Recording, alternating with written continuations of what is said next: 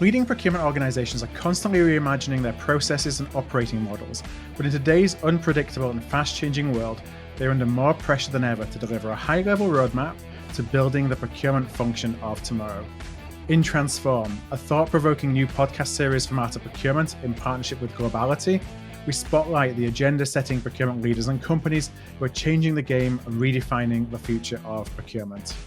For this first episode in this special series, I talked with Dr. Elouise Epstein, a partner at Kearney, an acclaimed author of Trade Wars, Pandemics and Chaos, How Digital Procurement Enables Business Success in a Disordered World, and someone who is really at the forefront of driving our profession to an elevated future. So let's go straight into the interview, where I start by asking Elouise what drew her into procurement and what keeps her excited about it after all these years. Well, I, like many in my generation or our generation, ended up in procurement. It was very nascent back in or 2000. I started in mid 2000, and it was experiencing its first procurement as a profession was experiencing its first boom, and that was very exciting back then. And I went to work at a little known startup, or little remembered at this point, called Abbreviate, which is one of the first reverse auction tools. And then we developed an ERFP tool and so on and so forth. Eventually it got sold to Siemens. But it was, so I came in through that acquisition, or I got into procurement through that company, which later got acquired by Kearney.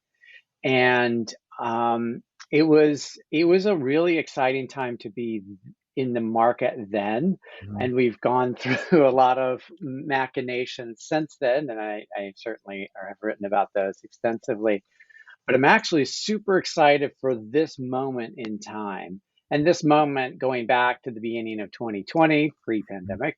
But my excitement has continued to grow because, like, this is our moment. If not now, when? Yeah. Because we are at a crucial juncture in the profession of procurement. And it's just great to be in procurement.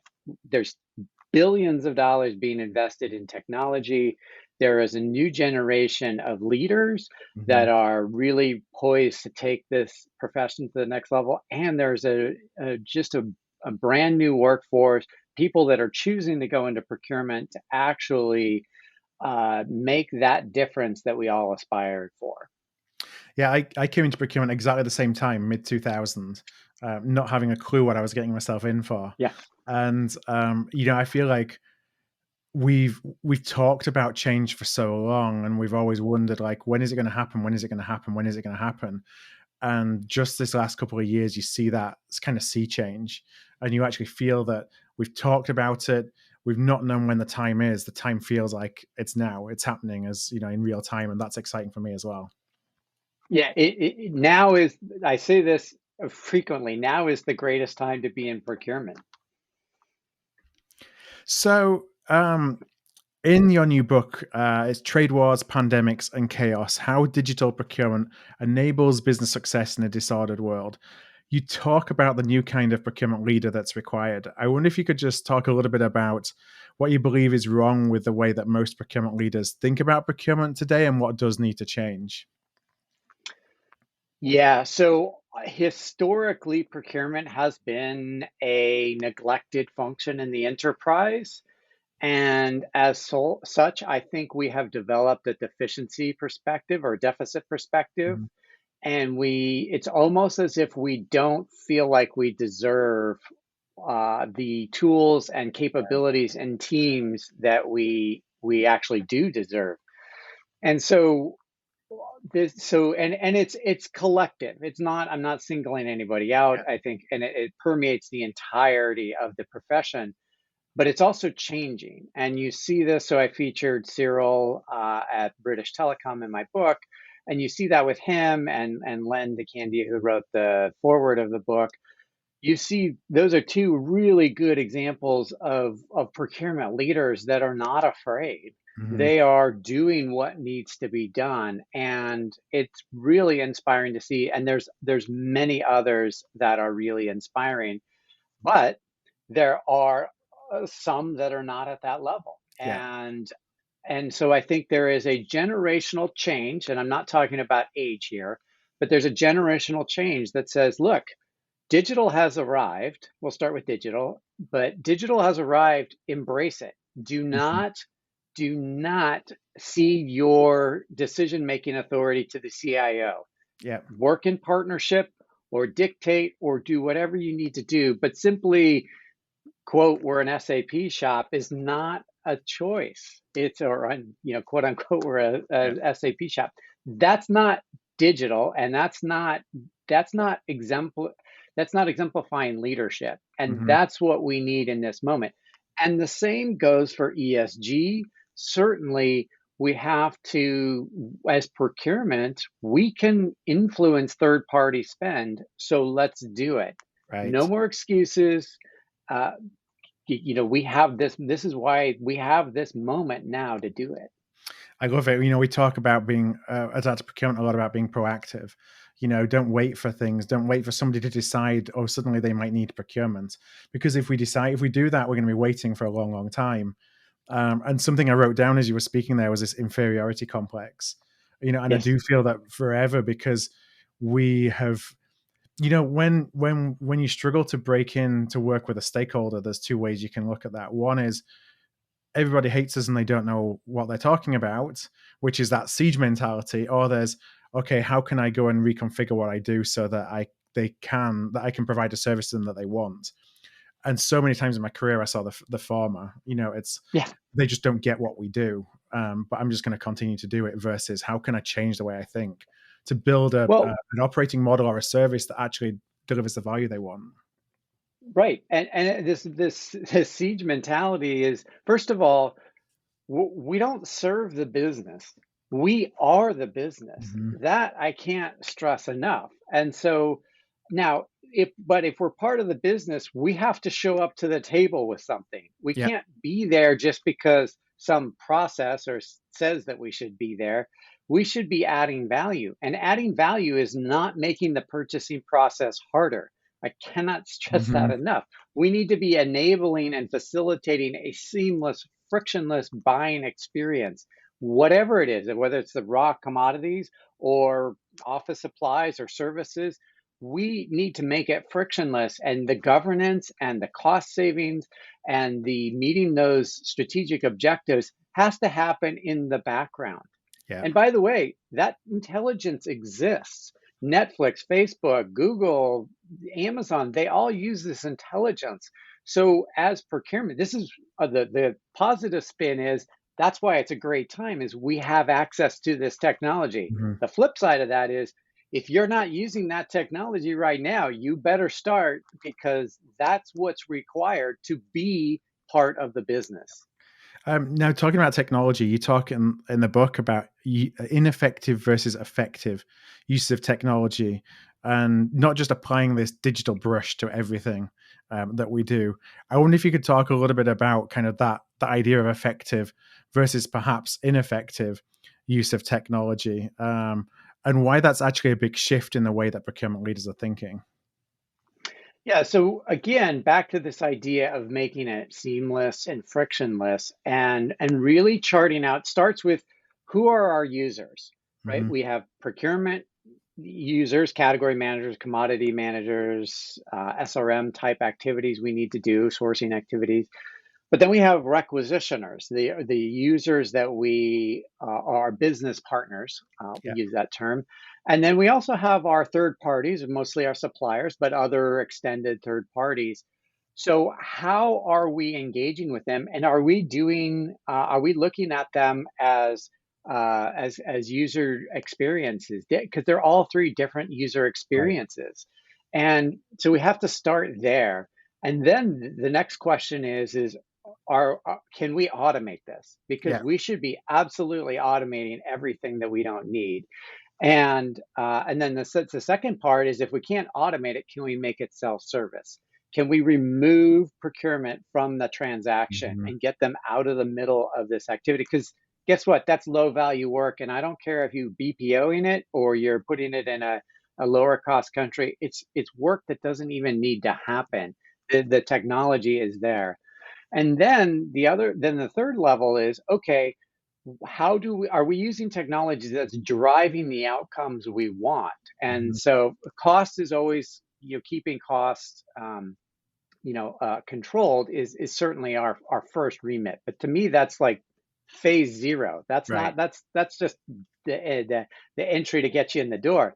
The better question is are we using, are we able to facilitate the ESG, or are we able to facilitate innovation, or are Mhm. we able to facilitate risk avoidance, or more proactively?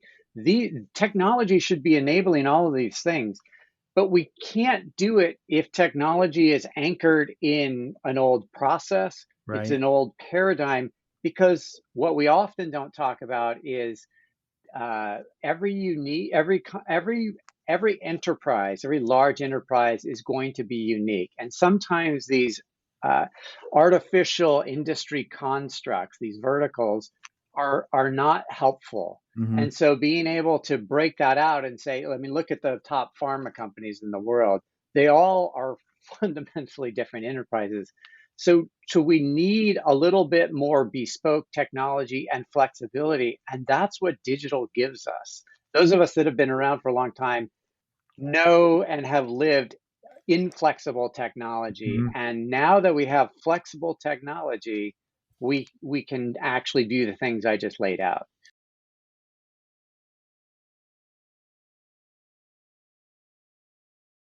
There's no doubt that we need to move to a platform slash ecosystem approach. This is what iOS and Android do. This is what Salesforce did Mhm. for Salesforce automation 10 years ago.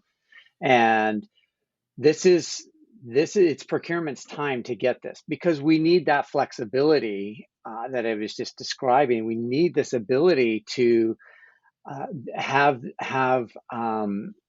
to do so. Like when we look at risk or sourcing, it's not one tool that we need multiple tools. The way we Mhm. do financial risk is different than we do cyber risk, which is different than we do event-based risk, which is different from macro global economic risk. So we have all these risks. Well, one tool can't do that. That would be untenable. And historically, we've had end-to-end closed loop systems that claim to do all of that.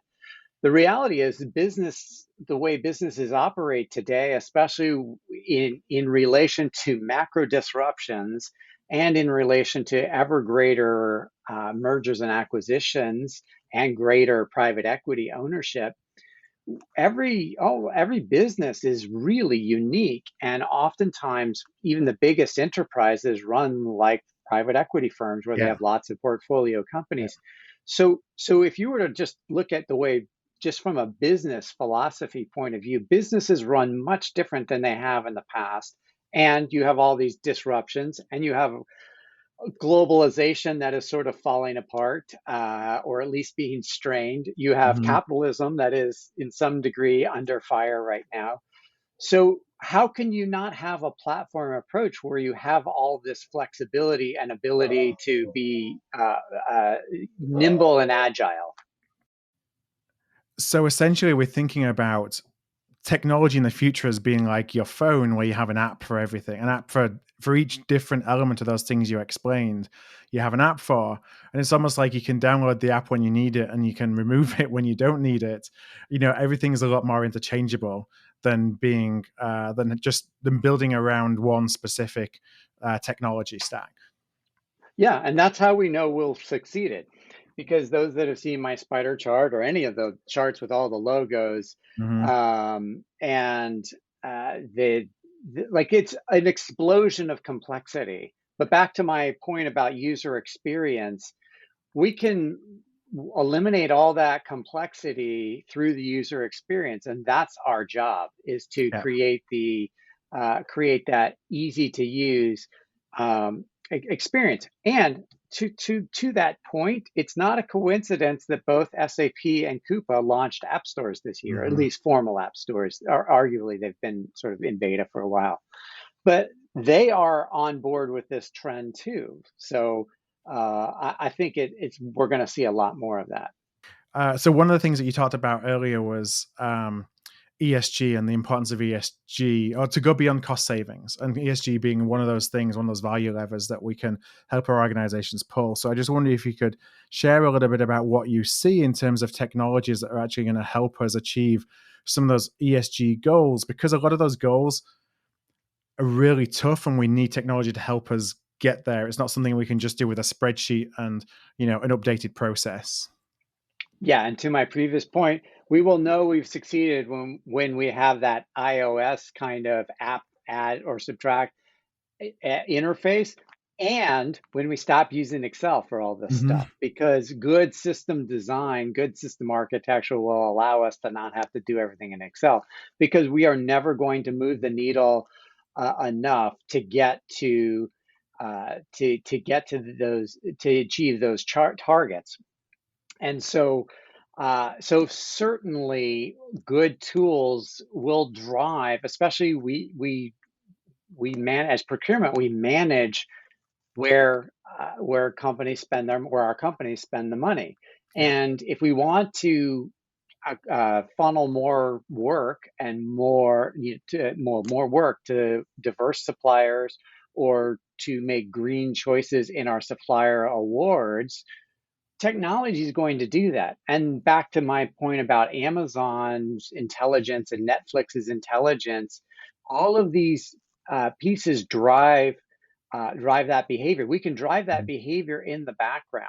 There's no reason when a requisitioner comes in that we can't just show them diverse suppliers, or we can. There's no reason we can't just show them green suppliers Right. or green options.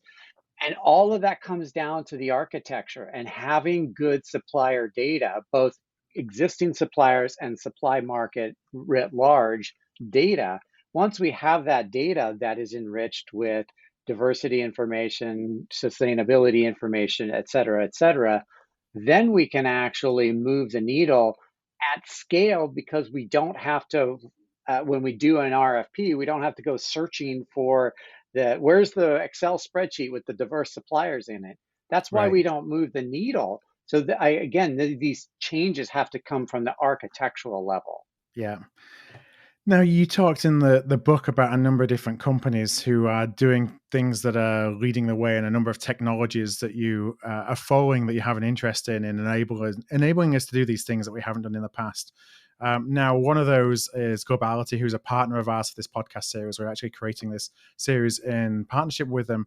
I just wonder if you could share a little bit about what you see of companies like Globality, what they're doing, and why it's of interest to you in helping us all move forward and achieving some of the goals we talked about. Yeah, and I should note straight away that I did I did a case study on globality, because I was of my own volition, I reached Right. out and I wanted to research and see what was going on, because what I wanted to do is be able to prove that this is real. It's Mm-hmm. one thing to get excited, it's one thing to ride the wave of hype, Yeah. but at the end of the day, is this real? That's what my clients want to know, and I owe it to them to prove whether or not this is real. And Globality was one of the three companies I featured.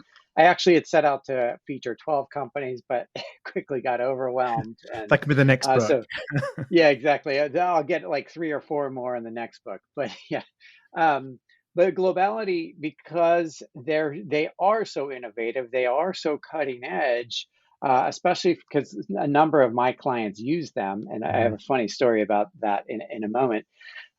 But they are, and what they do, remember I talked about automate, automate, automate. Yeah. And if you're not going to automate it, make it self-serve. And that's exactly where Globality plays.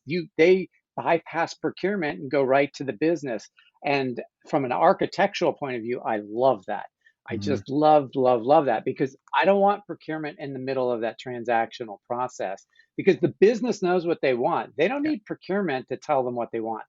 And if you deconstruct what globality is doing, they're actually putting in the governance and the boundaries so that the business can do whatever they want to do, and they don't even realize they're Mhm. working in a box, Right. whatever box. And that to me is like that's that frictionless, seamless piece that is so oddly satisfying from an architectural systems design point of view. Now, what I will say is of course one of the great categories to do with Globality is management consulting. Hmm. And so now, I was one of these early proponents of Globality, and still am. I love Globality, but I'm now getting to experience my clients put in Globality and turn around and use Right. it to do sourcing And of using it management against consulting. you. Yeah, exactly. And I don't look at it that way, but I just think it's so funny because Yeah. I think it's more of a shock for my colleagues because all of a sudden they're like, "Hey, do you know anything about this Globality tool?" Or Mm, like, "Oh, is there a way?" Because even my and I'm sure other consultancies do this, but I'll get the, "Do you know how we can work around the right. system to and Who do we talk and to? exactly. But that's the point. The system is designed to eliminate that. Hmm. But it's a great example of of of that self-service to the business, that, and dare I say, that Amazon-like Yeah. experience without having to without having to build in a ton of processes, without having to frustrate the business, so on and so forth. You know, self-service, and there's obviously a number of different technologies that do different elements that can help you in different parts of self-service, whether it's some tail spend, whether it's category specific, um, you name it. I mean, self-service to me is the future for procurement because we need to be devolving the vast majority of the responsibility for buying back into the business. Um, and if we don't do it, they'll find a way of doing it themselves. So we have a choice. Either we help them on that journey, and therefore we get that. I hate to use the term seat at the table because it's a term that I hate, but that we get to play a role in what that looks like and then where we can support going forward. Or the business does that on their own and it's goodbye procurement. We don't need you.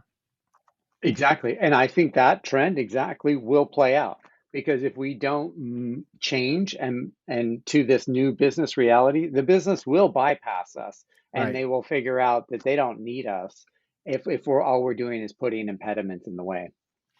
Now, I want to finish off with one last question. You talk in your book about several leading global 2000 companies who are kind of exemplifying these characteristics that you highlight as critical for the future of procurement. I just wonder if you could talk a little bit about what traits you see that differentiates those that ultimately are going to be the haves and those that are going to be the have-nots as they approach this change. Yeah, well, I also think the haves and have-nots, that line, I mean, that is they're going in opposite Yeah, it's funny, directions. isn't it? The gap is Yeah. widening. Oh my God, and it's really bad. So if you find yourself on the bottom end of that, you're in you're in exponential trouble. You can't sit still in the middle anymore. And this is often what I, because I'll talk to clients that are, they're fast followers or they're sort of explorers or whatever Mhm. those silly consulting terms Yeah, are. There's really just two ends of the spectrum and very little in between, and and the haves are really getting ahead of this. So think about sustainability as one and digital as another, where you are you or and actually supplier diversity as well. You can lock up suppliers in these, in at least in ESG, and get that competitive advantage well before your competitors are, mhm, and similarly on digital. And so I write about British Telecom's digital garage, yeah, and it's one of my case studies. And that's a perfect example of where they're working as an incubator, and they're actually investing time and publicity resources into startups, and they're gaining a competitive right. advantage. And now, granted, telecom is not as cutthroat as some industries, or the margins aren't quite as razor thin as some of these other industries. But think about that. The, British Telecom is operating just one step away from a venture capital Mhm. fund. And so you could very easily see them, and I have another client that I can't disclose, but we've set up a similar capability for them. It's just a slight pivot where they're actually just putting money into these startups, and so that changes the game. Talk about halves. Yeah. They have the startups coming to them, startups willing to build or finish the Mhm. solution in British Telecom's image, if you will. At the same time, you look at those that are not leading the way like that, they're struggling just to get spend visibility. I Yeah. mean, look at the dichotomy between those two, and that gap is widening. And if there was ever a time that you do not want to be in the bottom part of that equation, or the left end of that spectrum, or the far end of that, you don't want to be on the wrong end of that, because those that small group, and it is a small group, but they are, but it's growing, that group is hitting the gas and moving without pause. And it may be too late for others to catch up. Not Mhm. not at this moment, but I mean, if you Right. wait too long, it will be too late. Now, I want to ask a follow-up question to that because, folks can listen and they can look at the examples of what Cyril and his team at BT Sourced are doing, for example, and some of the other big companies and say, well, my company's too small to be able to do something at that scale, or, that's really just the domain of the big organization. What do you say to those who are in smaller teams, who are, smaller footprints, that to encourage them that they can do the same too. They don't need to use the same strategies. They don't necessarily need to use the same tactics, but they still need to take that journey. Yeah, I think there's what we often don't talk about, and that's a sort of a miss for me, for consultants, for analysts, is there's a whole mid-tier digital procurements for everybody, and there's Hmm. a whole mid-tier set of offerings. And I read about this a little bit in the book, where I talk about procurement for nonprofits.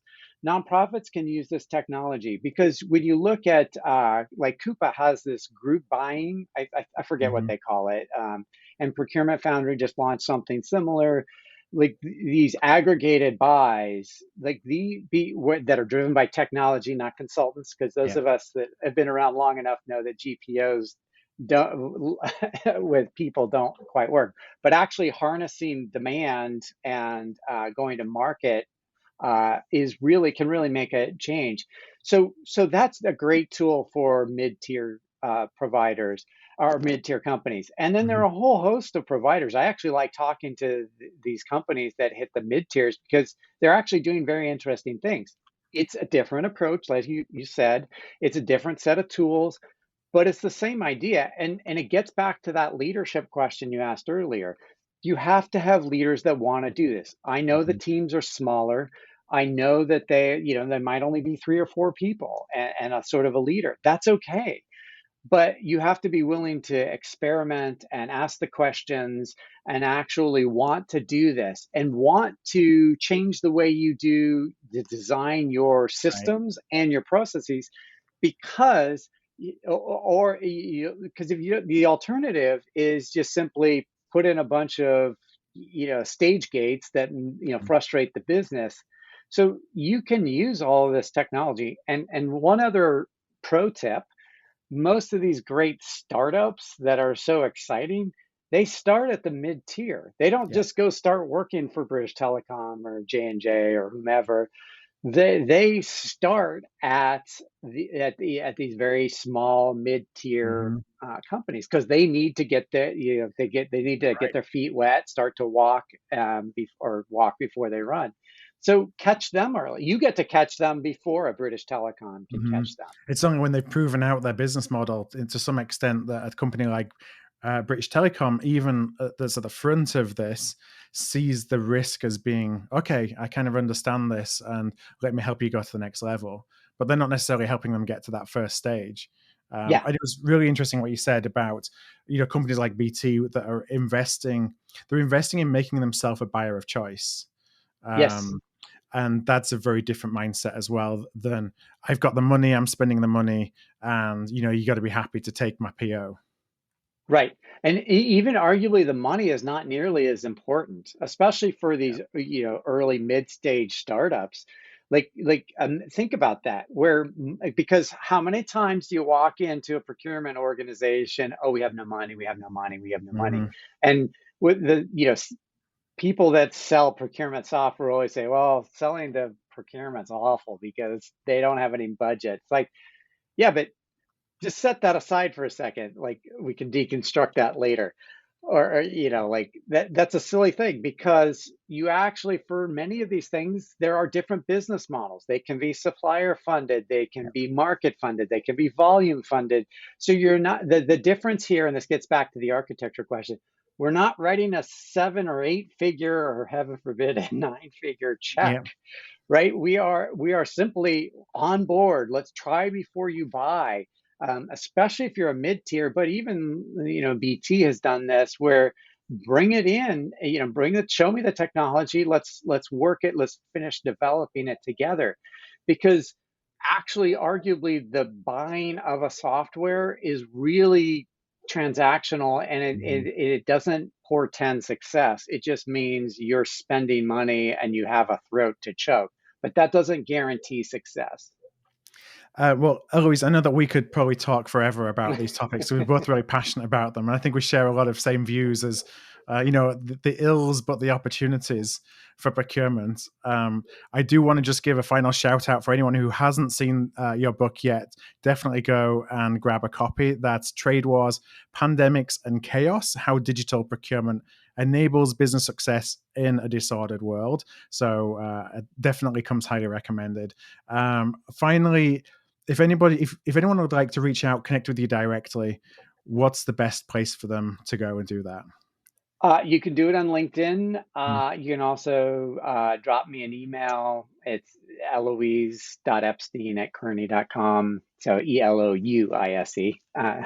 Siri will, or autocorrect will sometimes mess that up. But as I note in the book, I talk to anybody and Yeah. everybody. I really try to keep my finger on the pulse of the market. So I'm always happy to answer questions and help other people in their journeys, especially this next generation of procurement professionals, because I am excited and I'm really invested in the profession. Mhm. All right. Well, thank you so much for your time today, Eloise. I really appreciate it. Thanks for listening in to today's podcast, which is part of Transform, a thought-provoking new podcast series from Art of Procurement in partnership with Globality, where we are spotlighting the agenda-setting procurement leaders and companies who are changing the game and redefining the future of procurement. Now, as new episodes are published, you can find them all at artofprocurement.com/transform series. That's all one word, and that is, again, artofprocurement.com/transform series.